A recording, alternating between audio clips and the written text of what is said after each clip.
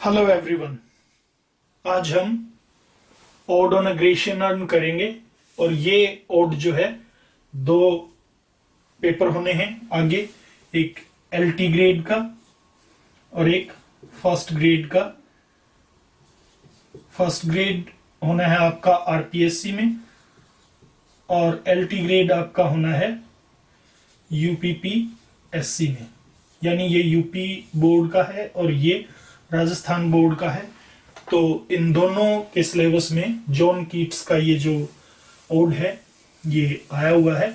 चलिए इसको हम थोड़ा सा डिटेल में डिस्कस करते हैं।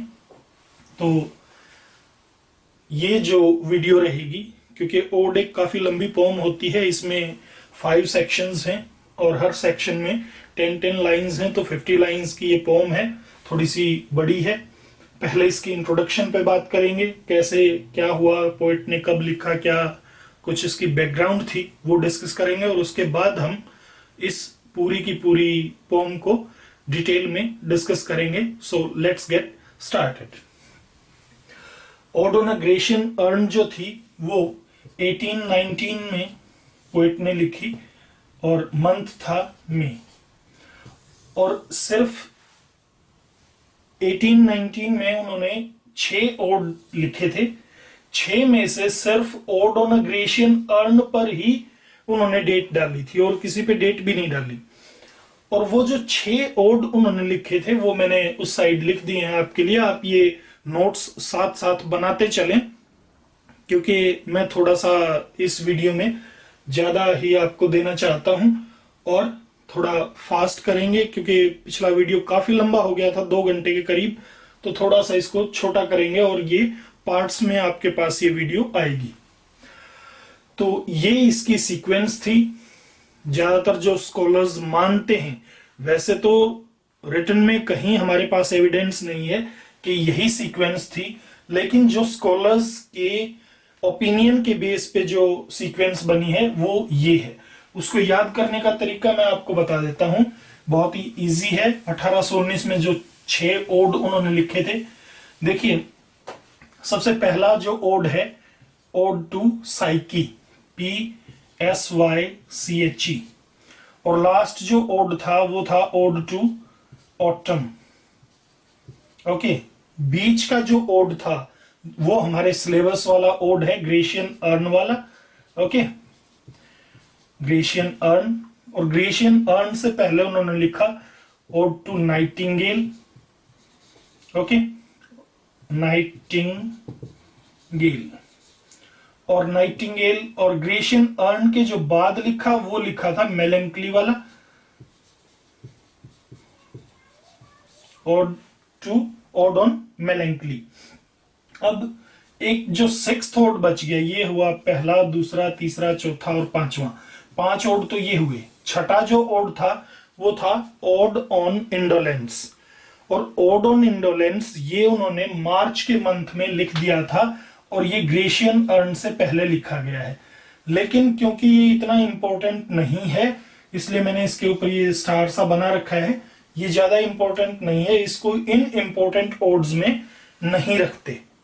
ओके, तो जो 1819 के जो जॉन कीट्स के ओड्स हैं वो 5 ही इंपॉर्टेंट ओड हैं, और उनमें से भी जो हमारा ग्रेशियन अर्न वाला ओड है इसके ऊपर डेट लिखी हुई है, और ये ओड जो है मई 1819 में पोएट ने लिखा था। अब देखिए, जॉन कीट्स जो थे वो हम सब जानते हैं कि बहुत ही यंग एज में वो एक्सपायर हो गए थे। 25 साल तक वो जिए थे। अब 25 साल की एज में वो जो जिए, तो एक सबको पता है कि टीबी से वो मरे थे। तो टीबी का सबसे पहली बार पता कब लगा था, वो था 23 फेब को, और 1820 में पहली बार उनकी खांसी के अंदर ब्लड आया था, खून आया था, कफ में ब्लड आया था, ब्लीडिंग हुई थी। तो 23 फेब के ठीक 1 साल के बाद इसी दिन 23 फेब 1821 को उनकी डेथ हो गई थी।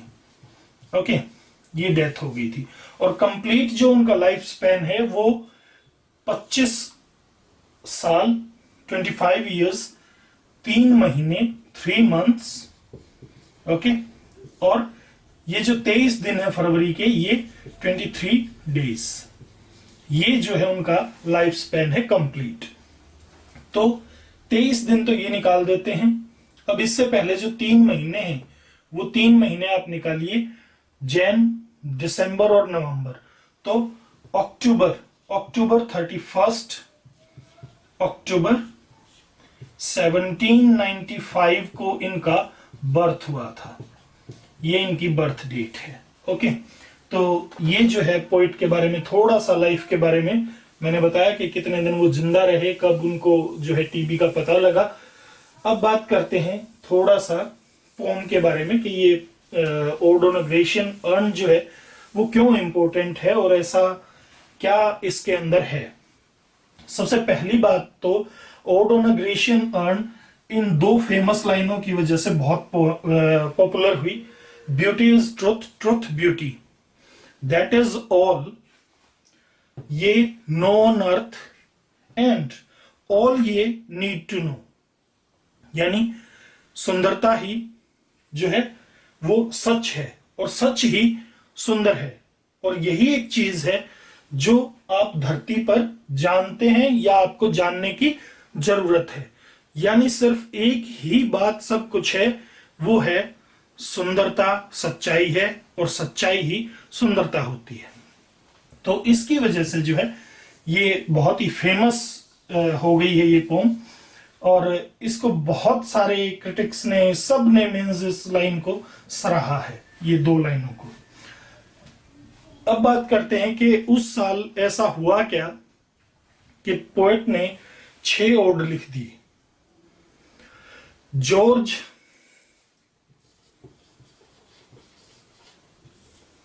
ये कीट्स के ब्रदर थे, एक भाई इनके टीबी से एक्सपायर हो चुके थे, और ये जो थे इनके ऊपर कीट्स डिपेंडेंट था फाइनेंशियल एड के लिए, पैसे के लिए इनके ऊपर डिपेंड रहता था। लेकिन 1819 में जॉर्ज ने, इसने कीट्स से हेल्प मांगी कि भाई मुझे पैसे चाहिए। लेकिन कीट्स उस टाइम पे एक ड्रेसर के रूप में काम करते थे, यानी असिस्टेंट हाउस सर्जन के रूप में काम करते थे। कहां? गाइज हॉस्पिटल था,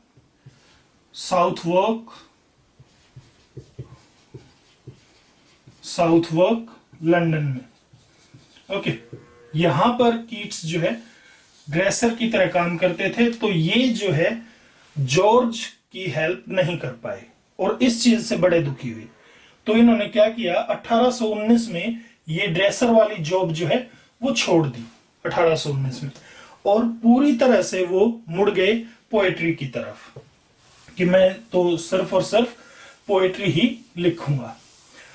अब जब वो पूरी तरह से पोएट्री की तरफ मुड़े तो उन्होंने थोड़ा सा पोएट्री में कुछ अलग हटके करना चाहा, और जब अलग हटके करना चाहा तो जो उनके भाव थे, जो सब बातें थी, वो पोएट्री को एक अलग मुकाम पे पहुंचाना चाहते थे। लेकिन उसके लिए सोनेट जो है, सोनेट फॉर्म, वो काम नहीं आई इनके। फिर वो ओड की तरफ मुड़े, तो ओड भी बहुत ही ज्यादा सीरियस और बहुत टेक्निकल टाइप की पोएट्री है, तो ये भी बाधा बन रही थी। तो उन्होंने क्या किया, मोल्ड कर दिया चीजों को। और वो मोल्ड कैसे किया कि ओड को 10-10 लाइंस की जो है 10-10-10 इस तरह से उन्होंने ओड के सेक्शंस बना दिए, ओके।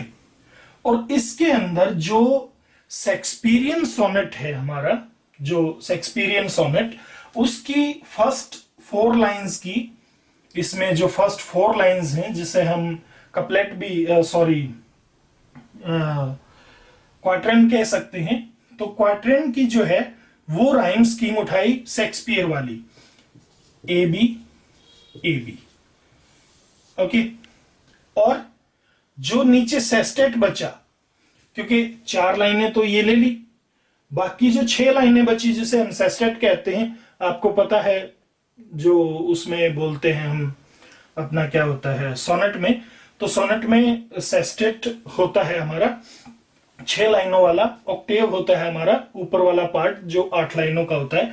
तो 6 लाइनों वाले में इन्होंने ये राइम स्कीम फॉलो की, सी डी ई जो पेट्रार्कन की थी, या उन्होंने फिर ये भी की और ये भी की, C D E D C E C D E C E D. तो इस तरह से उन्होंने राइम स्कीम को भी चेंज किया और थोड़ा सा ओड की फॉर्म को भी चेंज किया, जो मतलब उनको बेस्ट सूट करती थी। और ये जो पोम है, अगर आप कहें कि कीट्स के जो ओड्स हैं वो क्यों फेमस हैं, क्योंकि अगर आपको मॉडर्न लिरिक पोएट्री को समझना है तो आपको कीट्स के जो ओड हैं वो बहुत ही हेल्प करेंगे, क्योंकि इंग्लिश पोएट्री में कीट्स ने एक बदलाव ला दिया था पूरी तरह से। और ये जो है odd on a Grecian earn उसका एक एग्जाम्पल है। अब थोड़ा सा जो है ये देखते हैं कि ये पोम फर्स्ट टाइम पब्लिश कब हुई।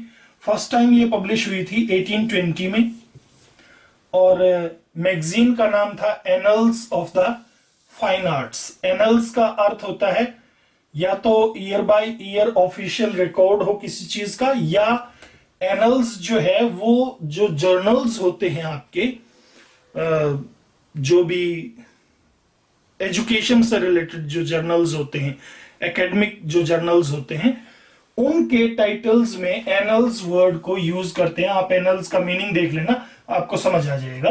तो annuls of the fine arts यानी ये एकेडमिक वर्क से ही रिलेटेड था, और इसमें 1820 में 15th इशू था। ओके, 15th इशू था, उसमें 1820 में ये poem first time anonymously publish करवाई गई थी। और इसके अंदर जो सेक्शंस हैं वो हमारे टोटल 5 सेक्शंस हैं, 5 सेक्शंस हैं हमारे पास, 5 सेक्शंस।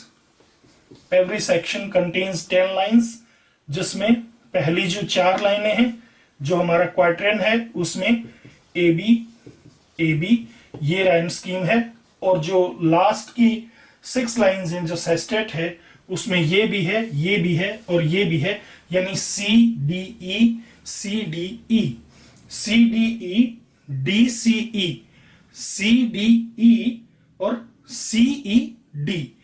इस तरह से जो है इन तीनों को मिक्स किया है उसने, कि किसी पैराग्राफ में ये कर दी, किसी सेस्टेट में ये, किसी में ये और किसी में ये, इस तरह से उसने इसको मिक्सअप कर दिया है।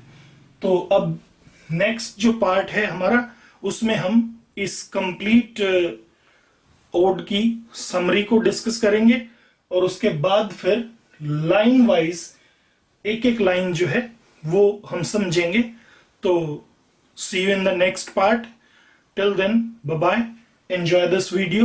If you like the video, please press the like button, subscribe my channel and share it as more as possible.